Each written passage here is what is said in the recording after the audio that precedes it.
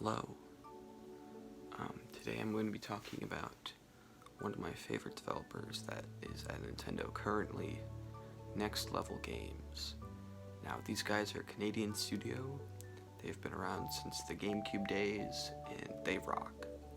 They are the masters at making amazing animations in games. They're great at making interesting gameplay systems. They're just awesome. They seem like a more, of course they're Western, unlike a lot of Nintendo's other groups or subsidiaries, but they bring the good things about the Western gameplay mentality and sort of have that over in a Nintendo game, because usually a lot of Nintendo games suffer where a lot of Western games usually succeed. Next Level Games has really good online, underrated feature of their games is that they have pretty solid online multiplayer for Nintendo. Yeah, their games have good online multiplayer, which a lot of Nintendo games don't have. They have cartoony art styles like Nintendo games, but they take a lot of cues from Western animation with their geometric shapes and such. What else do they do? They have a gritty style that they use in some of their games, which is much appreciated because sometimes Nintendo games can feel a little bit like they're constricted in some way, because of course they make games for general. So Next Level Games' first few projects were sports games. I think one was a soccer game, maybe a football title, and that's what in the GameCube days Nintendo were looking very hard for subsidiaries, so they picked up Next Level Games, picked up Retro Studios, picked up ND Cubed, after titles that they had released had kind of a very small amount of promise. For Retro Studios, they had Raven Blade, I think, which was a substantial title and would have been a pretty big GameCube hit, or a underrated gem. It probably would have been amazing. But Next Level Games, they picked them up, and this is the Wii version, but they released Mario Strikers Charged. Now, this game is awesome. They basically took Mario, which at the time was going through a bit of a very basic, they had kind of sterilized Mario. His personality was very much non-present. He kind of had this blank expression. It didn't feel fun. And Mario Striker is kind of evocative of that era. They just made him super angry. They made it super edgy and cool.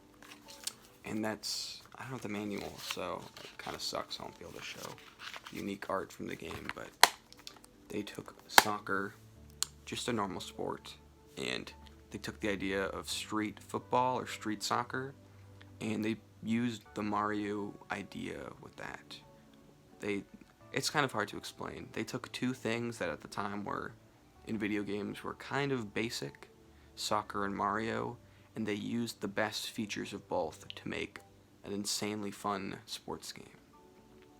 It's soccer, which is a fine sport in itself. I'm not really a sports fan, but soccer is cool. But with Mario flair in terms of how weird and wacky it is. The power-ups are crazy, there's all these specials, the characters are super emotive with their animations. It's just a huge cluster of craziness, but it's still very much understandable. The gameplay never feels unobtainable. It's just cool. The first game had a really good cover art. This one is an okay one. But this was their first project, and I think they made a few licensed games in between this one and the next one, but they were kind of on fire, from the start. Their next game was a revival of a different franchise, or I guess the first revival in general, Punch-Out for the Wii. Now, Punch-Out was a very American thing. That was Nintendo's American thing back then, in the 80s and the early 90s. The logic was that they realized that Americans really liked wrestling and boxing, and they got a American celebrity, Mike Tyson, and that was kind of one of their things they tried to do to draw a very specific kind of general American audience with Mike Tyson's Punch-Out. And it became a huge hit. Super Punch-Out, I think, was kind of released. It was not really a landmark title. I don't think many people really remember it that well. But after that point, because it was really only I don't think Japanese, that market really cared about Punch-Out. It was sort of left to rot as a franchise that may get referenced occasionally, like,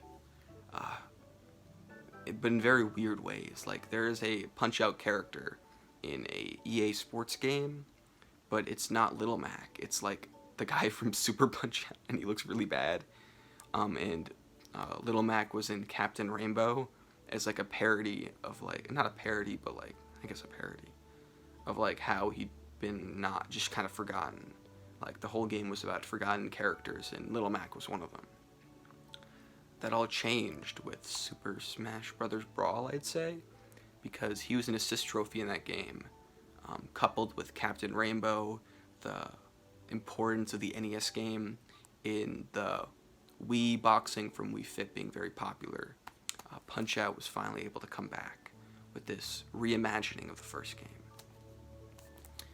This game is like Next Level Game's other project, has amazing animation with the boxers and the expressions. The appeal of Punch-Out is that you have all these wacky characters, and when boxing them, they have certain patterns and tells, and sort of picking out like how to defeat them is very satisfying in a way.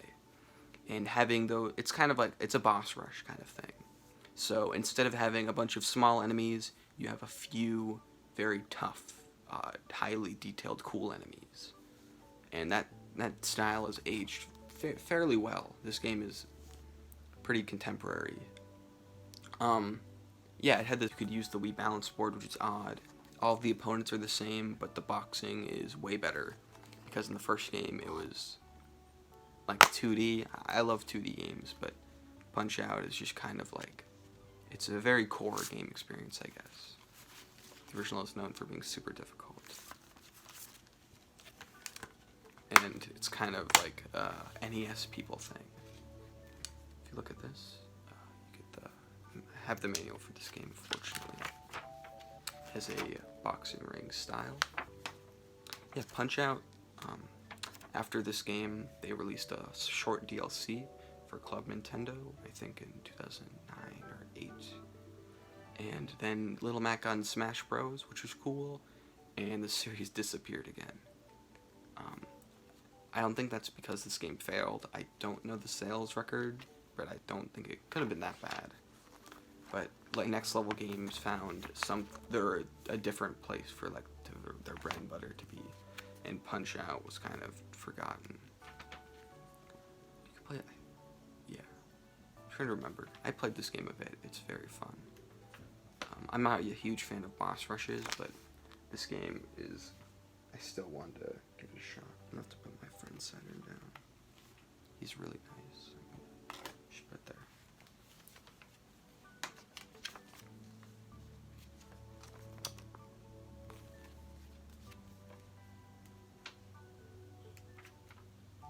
Gigamac is in this game. I don't remember if he's in the older games, but there he is.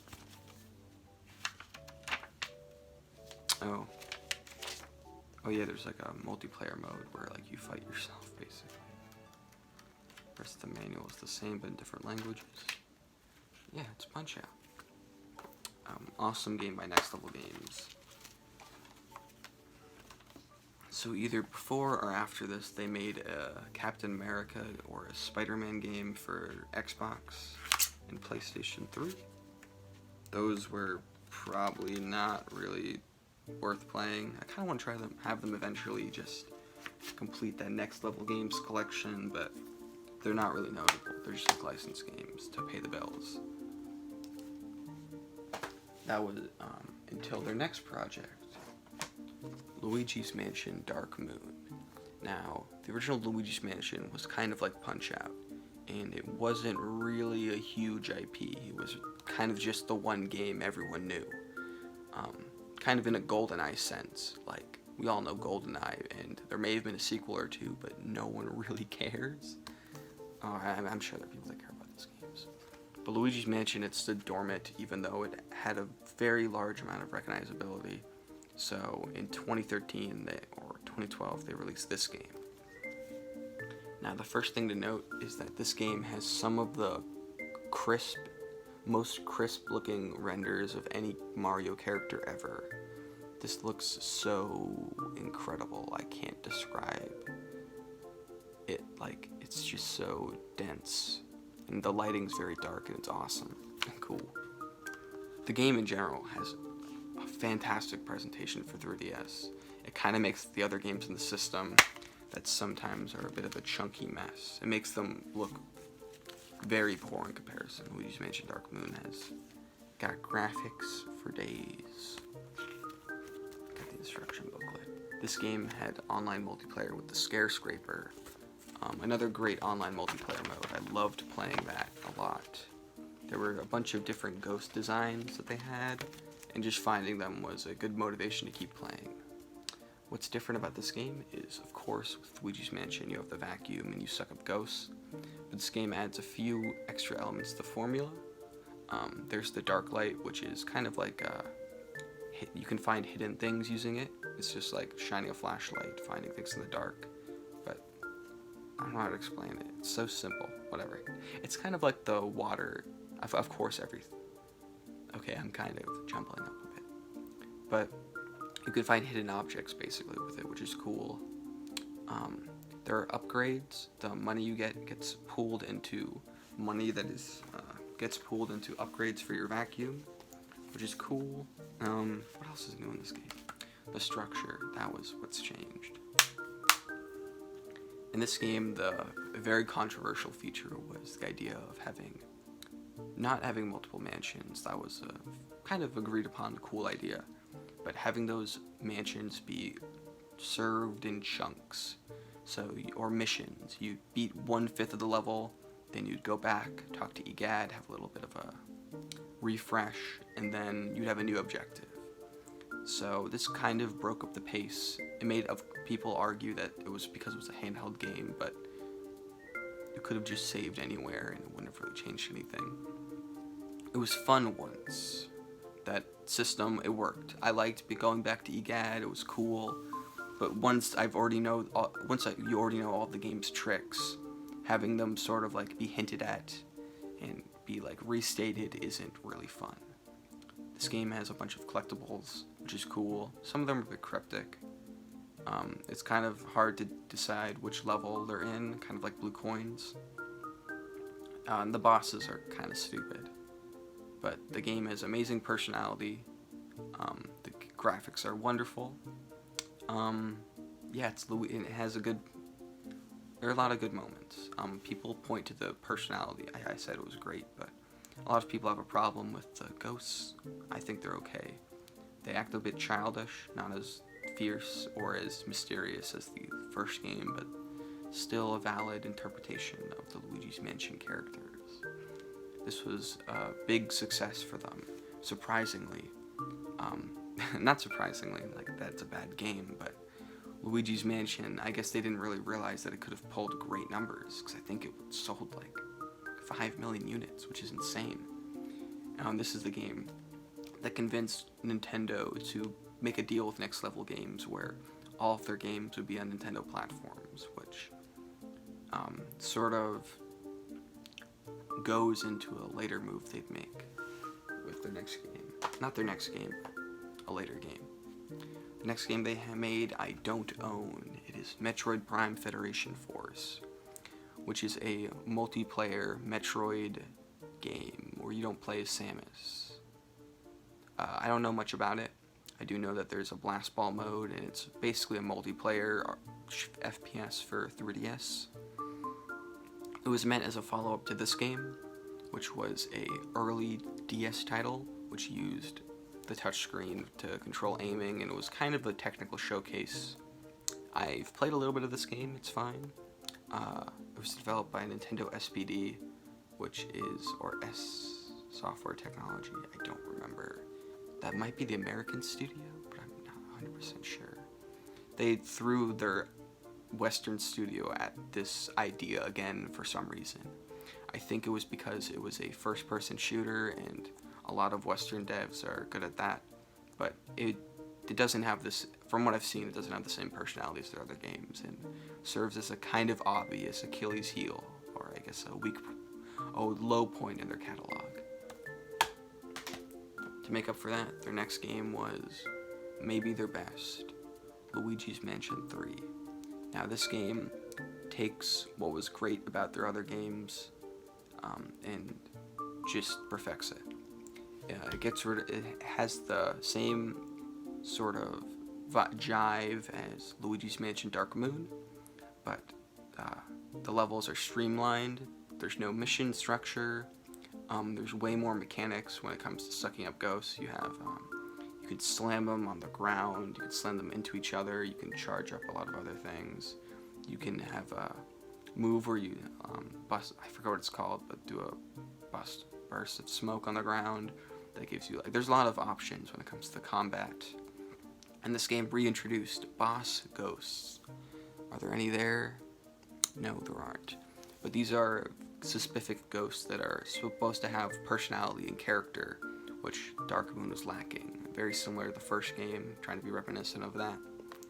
And this game has, instead of 5 levels that are distinct themes, this one has like 20. And each one of them has its own little story, and they work very well. I like them a lot. There's a few that are meh, like the sewer, I think. That one was kind of whatever. But a lot of the theming is great. I like the castle level. I like the movie level. I like the final level. That was awesome. It has a lot of variety in that. As you can see from that, they also have Luigi, who originates from the port of Luigi's Mansion for 3DS. You can play the game in multiplayer. Luigi is just kind of a weaker Luigi who has different traits. He can go through spikes, but he can't touch water. There are a few other things he can do that Luigi can't. It makes a bit of a Lego Star Wars-esque dynamic, where you have 2 characters that can do different things. It's a cool multiplayer thing. I appreciate that they add it. They always add cool multiplayer options into their games, even when they really didn't need to. This game has amazing animations. The opening cutscene is one of the best in the franchise. The plot is okay. It's the same as the other games. Mario's captured, whatever. Just look at those teeth. Oh. I like this game a lot. It's good to control. It's fun to play. I don't have much to say about it. I'm kind of tired right now. I'd rather just want to wrap this up. But it's an awesome game. This is one of the best original games for the Nintendo Switch. It gets my full approval. And now, in 2021 or 2020, Next Level Games was bought by Nintendo. That basically means that now, even if their next game is a failure, they will still be around. They are a mainstay now. It won't be like Alpha Dream where they might go bankrupt. They just kind of use Nintendo's IPs. They aren't really funded by them. Now they have backing. And I don't really want another Luigi's Mansion game. This one's already good enough. But I want them to make their own IP. They have a lot of unique talent and great vision, and I think that could be used to make a great new IP. Whatever that is, I don't know. Of course, I wouldn't be averse to them bringing back an old IP. That would be fine. They could do whatever. I just want them to be as creative as they were in Punch-Out!, Luigi's Mansion, and Mario Strikers. They're a great studio, and they get my thumbs up. That's all. Have a great day.